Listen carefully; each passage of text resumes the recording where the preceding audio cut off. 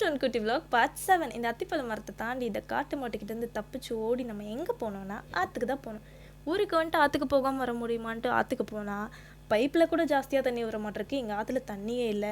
சரி மேலே ஆற்றுல எவ்வளோ இருக்குன்னு பார்க்கலான்ட்டு மேலே ஏறி கஷ்டப்பட்டு போனால் மேலேயும் நம்ம நினச்ச அளவுக்கு தண்ணி இல்லை. சம்மர் சீசன்னால் தண்ணியெல்லாம் கொஞ்சம் கம்மியாக தான் இருந்துச்சு, ரொம்பவே கம்மியாக இருந்துச்சு.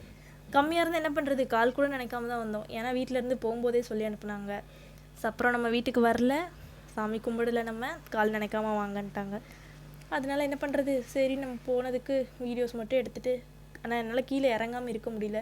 சரி இறங்கி சும்மா ஒரு வீடியோ மட்டும் எடுத்தாங்கன்னு சொல்லிட்டு இறங்கி அப்பயும் நான் காலெலாம் நினைக்கல, கல் மேலே நின்றுட்டு வந்தேன். வர வழியில் கொஞ்சம் வீடியோஸ் எடுத்துகிட்டு அப்புறம் வீட்டுக்கு வந்து பேக்கெல்லாம் எடுத்துகிட்டு நம்ம கிளம்பிட்டோம் ஊருக்கு.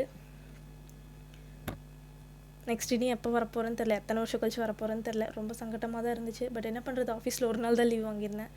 கிளம்பிட்டோம். நெக்ஸ்ட் வீடியோவில் பார்க்கலாம். டாட்டா.